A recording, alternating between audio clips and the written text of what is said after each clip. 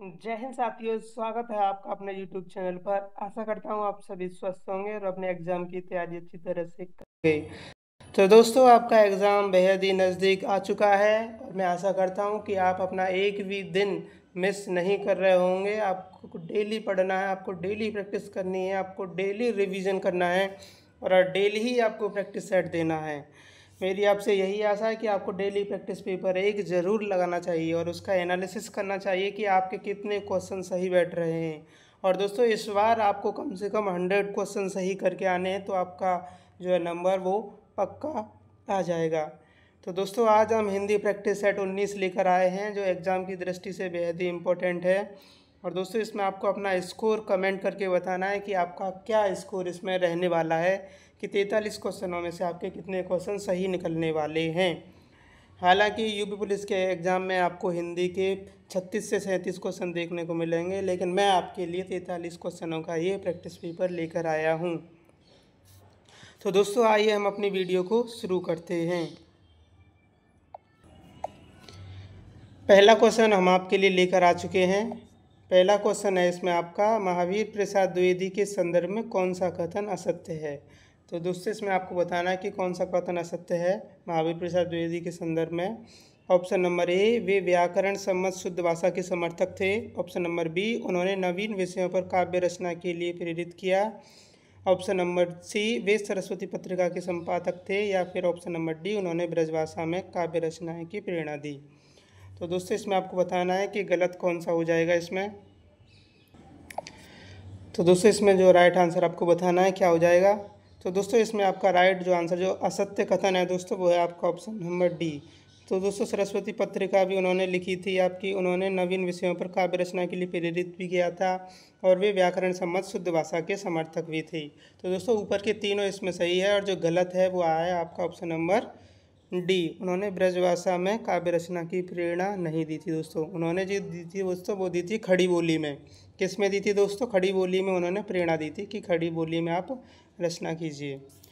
Next question दोस्तों आपके सामने है, मैथिली शरण गुप्त की वह कौन सी रचना है जिसने देश में राष्ट्र प्रेम की धूम मचा दी थी। तो दोस्तों, आपको बताना है कि देश में राष्ट्र प्रेम की धूम कौन सी रचना से मची थी। Option number A, Bharat Bharati. Option number B, Kisan. Option number C, Jayadrathvadh. या फिर ऑप्शन नंबर डी, पंचवटी। तो दोस्तों, इसमें आपको राइट आंसर कमेंट करना है। तो दोस्तों, इसमें जो आपका राइट आंसर है दोस्तों, वो हो जाएगा option number A, Bharat Bharati. तो दोस्तों, भारत भारती मैथिली शरण गुप्त की प्रसिद्ध काव्य कृति है, जो 1912 से 13 में लिखी गई थी। स्वदेश प्रेम को दर्शाते हुए यह वर्तमान और भावी दुर्दशा से उभरने के लिए समाधान खोजने का एक सफल प्रयास किया गया था दोस्तों उनके द्वारा। यह एक ऐसी रचना थी दोस्तों जिसने भारत में धूम मचा दी थी और इसकी लोकप्रियता का अंदाज़ा इस बात से लगाया जा सकता है कि इसकी जो प्रतियाँ हैं, इसकी जो कॉपियाँ हैं दोस्तों, रातों रात खरीद ली गई थी। नेक्स्ट क्वेश्चन की तरफ आते हैं दोस्तों। क्वेश्चन नंबर 3 आपके सामने है, दिवस का अवसान समीप था, गगन था कुछ लोहित हो चला, किस काव्य ग्रंथ की आरंभिक पंक्तियाँ हैं। तो दोस्तों, इसमें आपको बताना है कि ये जो पंक्तियाँ हैं वो किस काव्य की हैं। ऑप्शन नंबर ए, द्वापर की। ऑप्शन नंबर बी, साकेत की। ऑप्शन नंबर सी, प्रिय प्रवास की। या फिर ऑप्शन नंबर डी, वैदेही वनवास की। तो दोस्तों, इसमें आपको राइट आंसर बताना है क्या हो जाएगा। तो दोस्तों, इसका जो है राइट आंसर है वो है आपका ऑप्शन नंबर सी, प्रिय प्रवास। क्वेश्चन नंबर 4 देखिए दोस्तों, सर्गो नरक ठिकाना नहीं किस कवि की प्रसिद्ध कवि है। तो दोस्तों, सर्गो नरक ठिकाना नहीं, तो इसमें आपको राइट आंसर बताना है कि यह किस कवि की प्रसिद्ध कविता है। Option number A, Bharatendu Harishchandra. Option number B, Mahavir Prasad Dwivedi. या फिर ऑप्शन नंबर सी, मैथिली शरण गुप्त। या फिर ऑप्शन नंबर डी, जगन्नाथ दास। तो दोस्तों, इसमें जो आपका राइट आंसर हो जाएगा, तो दोस्तों वो हो जाएगा आपका option number B, Mahavir Prasad Dwivedi ji की कृति है दोस्तों।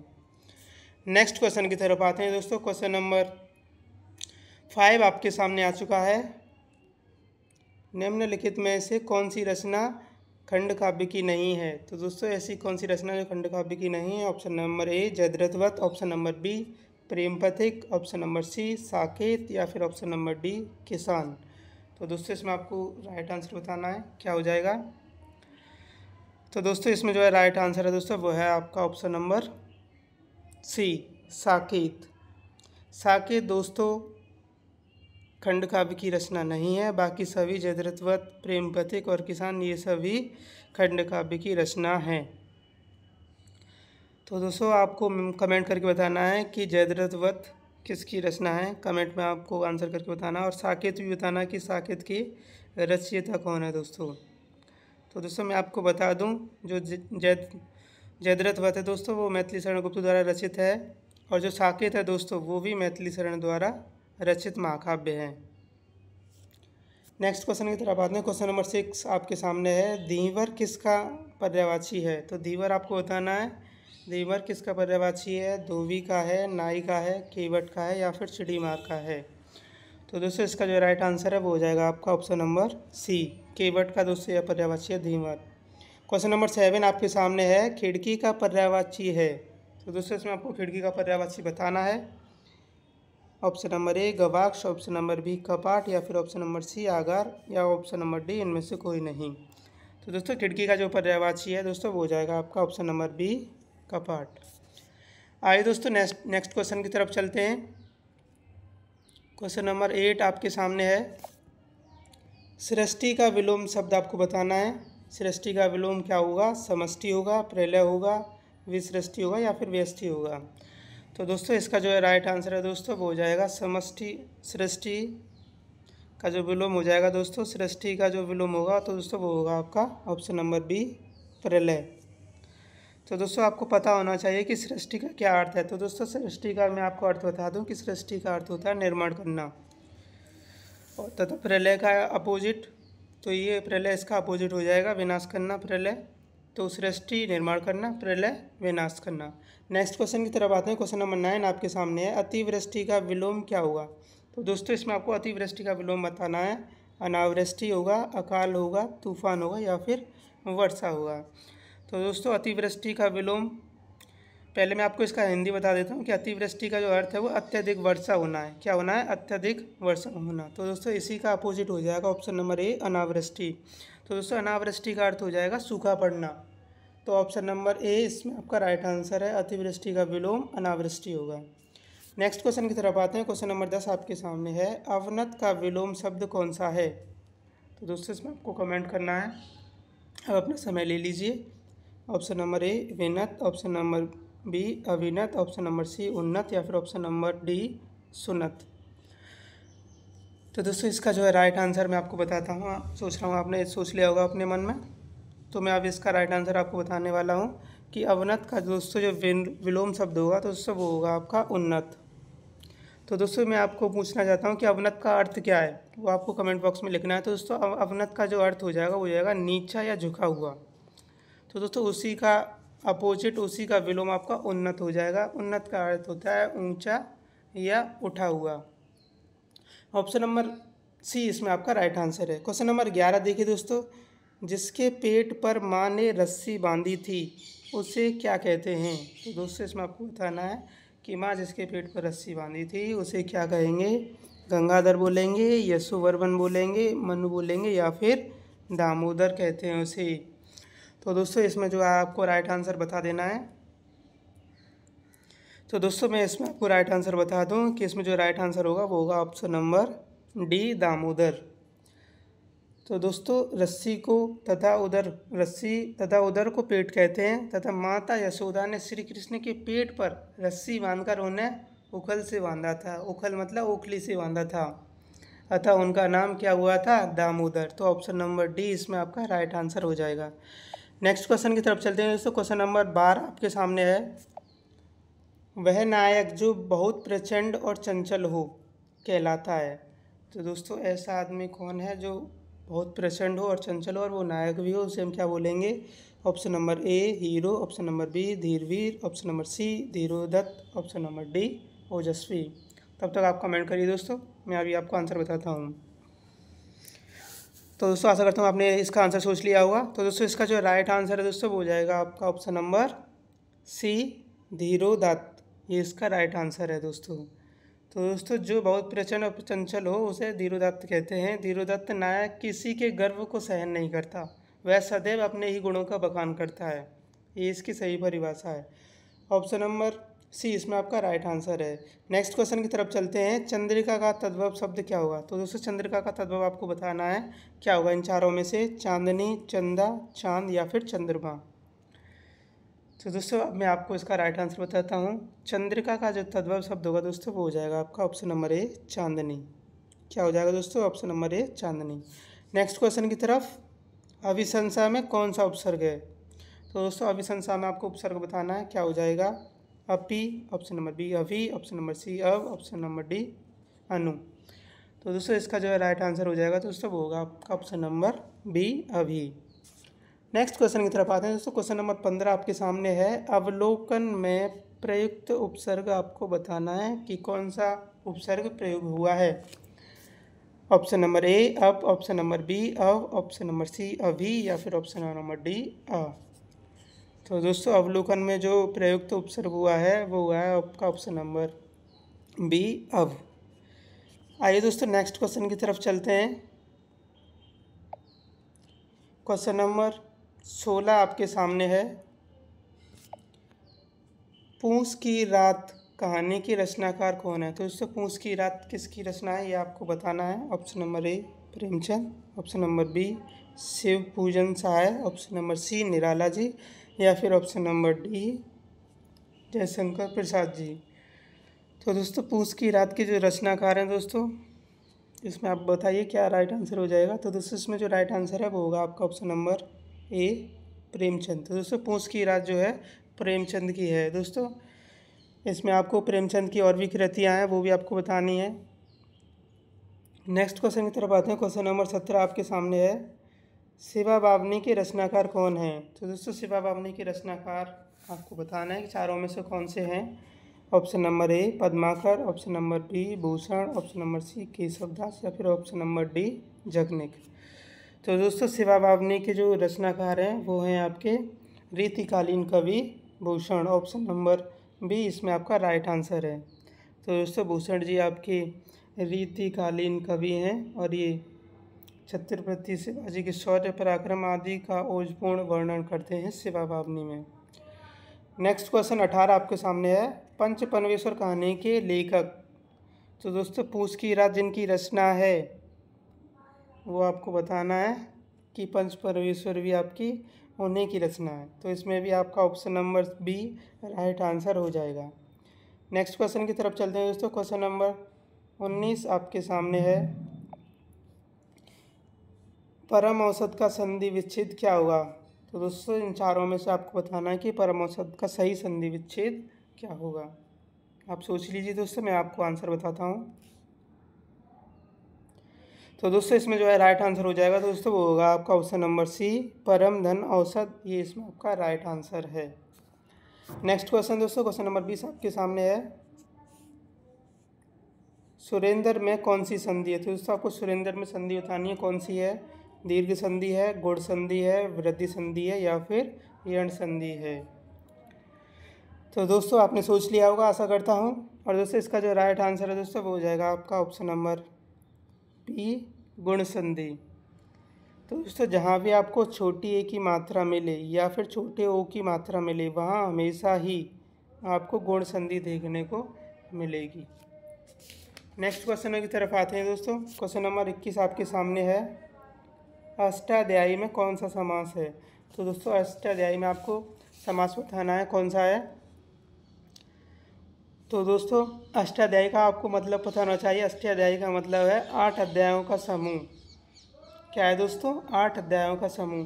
तो इस तरह से आपको पता चल रहा है कि इसमें एक संख्या का संकेत मिल रहा है, आपको संख्या की विशेषता मिल रही है देखने को। तो दोस्तों इसमें जो आपका आंसर हो जाएगा राइट, तो वो होगा आपका ऑप्शन नंबर बी द्विगु समास। नेक्स्ट क्वेश्चन दोस्तों आपके सामने है। मुरलीधर में कौन सा समास है दोस्तों? तो दोस्तों आपको मुरलीधर में समास बताना है, कौन सा समास है? ऑप्शन नंबर ए द्वंद्व, ऑप्शन नंबर बी द्विगु, ऑप्शन नंबर सी बहुव्रीहि या फिर ऑप्शन नंबर डी तत्पुरुष। तो दोस्तों इसका जो है राइट आंसर है दोस्तों वो हो जाएगा आपका ऑप्शन नंबर सी बहुव्रीहि है, मुरलीधर। तो दोस्तों अगर इसका हम विग्रह करें मुरलीधर का, तो जो मुरली को धारण करता है अर्थात श्री कृष्ण, उसे हम बहुव्रीहि समास में रखेंगे, क्योंकि यहाँ प्रथम पद मुरली है और जो उत्तर पद है वो धर है। तो इसी तरह तीसरा पद की ओर संकेत हो जाता है श्री कृष्ण की। एक तो वो जो मुरली को धारण करता है, तो दोस्तों जो मुरली को धारण करता है वो अन्य पुरुष का ही होता है कि मुरली कौन धारण करता है, आपका श्री कृष्ण जी। तो इस तरह से इसमें आपका option number C right answer हो जाएगा। नेक्स्ट क्वेश्चन की तरफ चलते हैं दोस्तों। क्वेश्चन नंबर 23 आपके सामने है। बसे बुराई जासु तनु ताही को सम्मान, भलो भलो छही छोड़िए कहीं छोड़िए, खोटे ग्रह जपदान।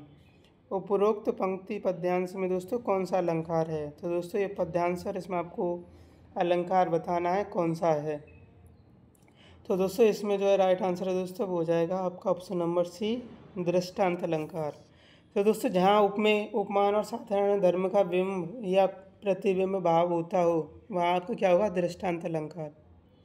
ठीक है दोस्तों, नेक्स्ट क्वेश्चन की तरफ आते हैं। क्वेश्चन नंबर 24 आपके सामने है। नर की और नल नीर की गति एक एक करी जोए, जे तो नीचो है चले ते तो ऊंचो होए। तो प्रस्तुत पंक्तियाँ किस रचनाकार किस रचयिता की हैं, तो ये आपको बताना है। नर की और नल नीर की गति एक एक करे जोए, और जे तो नीचो है चले ते तो ऊंचो होए। तो दोस्तों इसमें जो है राइट आंसर जो हो जाएगा तो वो होगा आपका ऑप्शन नंबर सी बिहारी लाल की दोस्तों ये पंक्तियाँ हैं। नेक्स्ट क्वेश्चन की तरफ चलते हैं। क्वेश्चन नंबर 25 आपके सामने आने वाला है। बिहारी किस राजा के दरबारी कवि थे? तो दोस्तों बिहारी आपको बताना है किस राजा के दरबारी कवि थे।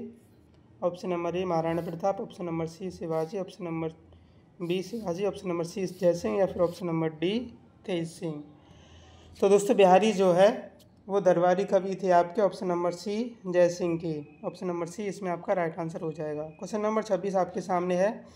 आशुतोष में समास आपको बताना है कि आशुतोष में कौन सा समास है। चारों ऑप्शन एक बार आप देख लीजिए, मैं आपको राइट आंसर इसमें बताता हूँ। तो दोस्तों आशुतोष में जो समास हो जाएगा तो दोस्तों वो होगा आपका बहुव्रीहि है।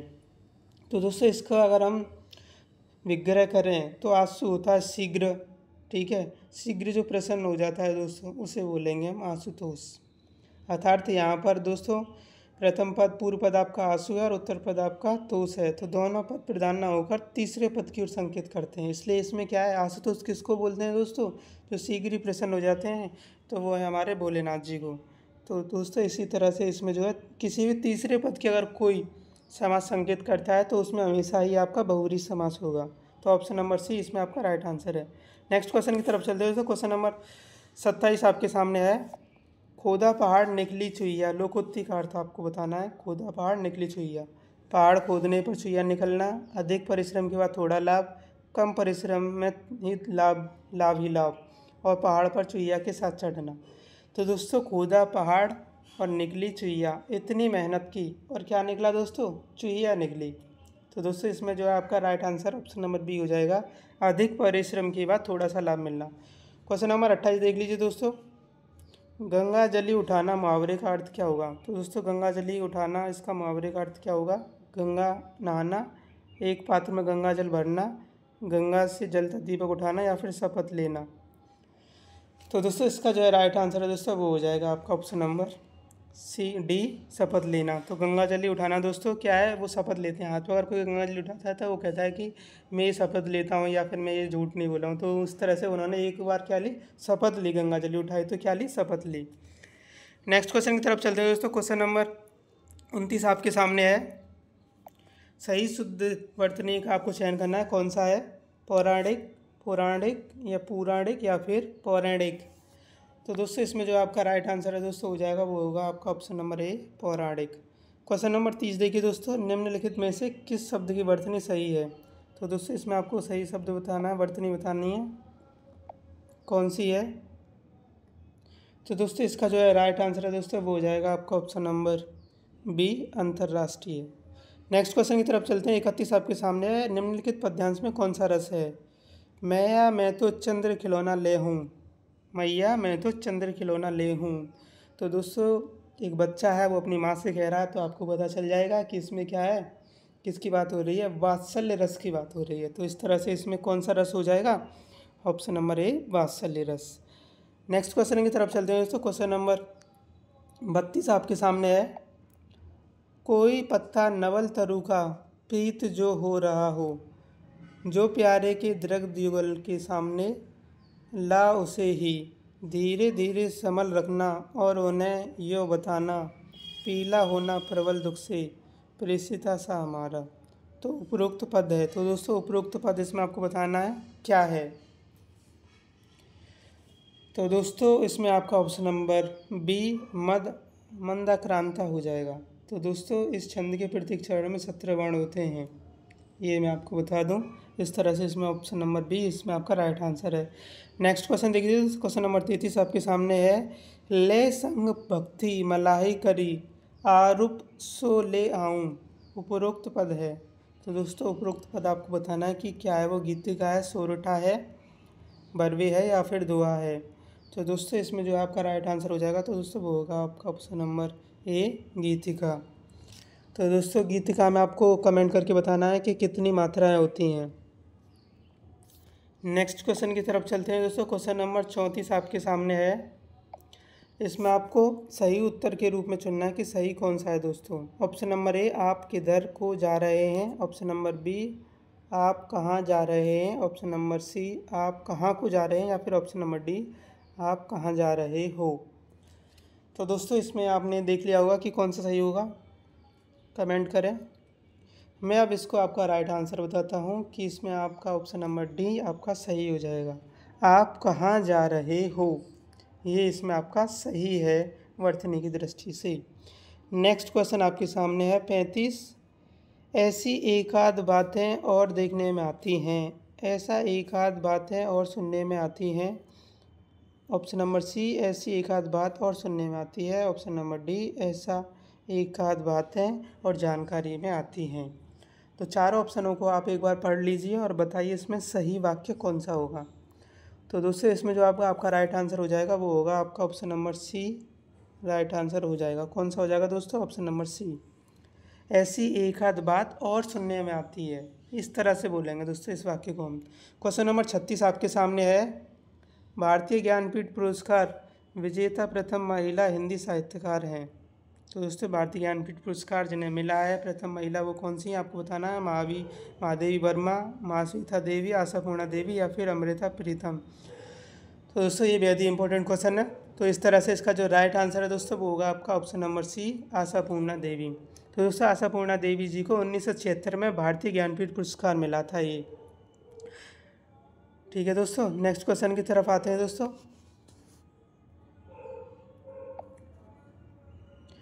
क्वेश्चन नंबर 37 आपके सामने है। का वर्षा जब कृषि सुखाने। तो इस लोकोक्ति का अर्थ आपको बताना है। का वर्षा जब कृषि सुखाने, आवश्यकता आपकी निकल जाए। क्या निकल जाए दोस्तों, आवश्यकता अगर आपकी निकल जाए तब आपको वर्षा मिले तो क्या होगा उसका।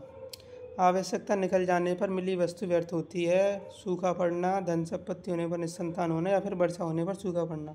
तो दोस्तों इसमें जो आपका ऑप्शन नंबर ये आपका राइट आंसर हो जाएगा। आवश्यकता निकल जाने पर वस्तु का मिलना व्यर्थ होता है दोस्तों। क्वेश्चन नंबर 38 आपके सामने है। गंगा गए गंगादास और जमुना गए जमुनादास। तो इसमें आपको राइट आंसर बताना है क्या हो जाएगा। इस लोकोक्ति का जो है दोस्तों अर्थ क्या होगा। गंगा गए गंगादास और यमुना गए यमुनादास, क्या है, क्या राइम ही बनाइए दोस्तों। तो दोस्तों इसका जो है राइट आंसर है वो होगा आपका ऑप्शन नंबर सी अवसरवादी। नेक्स्ट क्वेश्चन दोस्तों 39 आपके सामने है। शिव का पर्यायवाची नहीं है। तो दोस्तों इनमें से शिव का पर्यायवाची कौन सा नहीं है। पशुपति, मुकुंद, गिरीश, त्रिलोचन। तो दोस्तों इसमें जो है आपका राइट आंसर हो जाएगा। तो दोस्तों वो होगा आपका option number B Mukund. Mukund दोस्तों शिव जी का पर्यायवाची नहीं है, बाकी सभी जो है शिव जी के पर्यायवाची हैं। क्वेश्चन नंबर 40 देखिए दोस्तों। बादल का पर्यायवाची आपको बताना है कि बादल का पर्यायवाची कौन सा नहीं है इनमें से। ऑप्शन नंबर ए नीरद, ऑप्शन नंबर बी घन, ऑप्शन नंबर सी अम्बुद या फिर ऑप्शन नंबर डी वारिद। तो दोस्तों इसमें जो है आपका राइट आंसर है दोस्तों वो हो जाएगा ऑप्शन नंबर डी वारिधि। तो दोस्तों वारिधि बादल का पर्यायवाची है, ये बादल का पर्यायवाची नहीं है। ठीक है, वारिधि आपको कमेंट करके बताना है कि किसका पर्यायवाची है। तो दोस्तों मैं आपको बता दूं कि वारिधि जो है आपका समुद्र का पर्यायवाची है। किसका पर्यायवाची है, सागर का पर्यायवाची है दोस्तों। और सभी नीरद घन अम्बुद ये सभी जो हैं दोस्तों आपके बादल के पर्यायवाची हैं। नेक्स्ट क्वेश्चन की तरफ आते हैं दोस्तों। क्वेश्चन नंबर 41 आपके सामने है। दुख मेरे निकट जीवन का ऐसा काव्य है जो सारे संसार को एक सूत्र में बांधे रखने की क्षमता रखता है। तो यह किसका उदाहरण है ये आपको बताना है। दुख मेरे निकट जीवन का ऐसा काव्य जो सारे संसार को एक सूत्र में बांधे रखने की क्षमता रखता है। तो दोस्तों यह जो उदाहरण है वो किसका होगा आपको बताना है। माधवी वर्मा, जयशंकर प्रसाद, सुमित्रा नंदन पंत या फिर निराला जी का। तो दोस्तों इसमें जो आपका राइट आंसर है वो होगा ऑप्शन नंबर ए, महादेवी वर्मा। क्वेश्चन नंबर 42 आपके सामने है। परमात्मा की छाया आत्मा में पड़ने लगती है और आत्मा की छाया परमात्मा में, यही छायावाद है। तो दोस्तों परमात्मा की छाया आत्मा में पड़ने लगती है और आत्मा की छाया परमात्मा में, यही छायावाद है। तो छायावाद की यह परिभाषा किसकी है। तो दोस्तों इसमें आपको बताना है कि छायावाद की जो यह परिभाषा दी है वो किसने दी है। 4 ऑप्शन आप एक बार देख लीजिए। तो दोस्तों मैं इसमें आपको राइट आंसर बताता हूँ कि ये जो परिभाषा दी है दोस्तों ये दी है आपके राम कुमार वर्मा ने। ऑप्शन नंबर बी इसमें आपका राइट आंसर हो जाएगा। तो दोस्तों अगर आपको हमारी वीडियो पसंद आई हो तो लाइक करें, और अगर आप पहली बार हमारे चैनल पर आए हैं तो सब्सक्राइब करें चैनल को, और आपको इन्फॉर्मेशन सही लगी हो तो दोस्तों के साथ इसे शेयर ज़रूर करें। तो दोस्तों मैं अपनी वीडियो को यहीं विराम देता हूँ। आशा करता हूँ कि आपको हमारी वीडियो पसंद आई होगी। तो दोस्तों जय हिंद, जय भारत, धन्यवाद।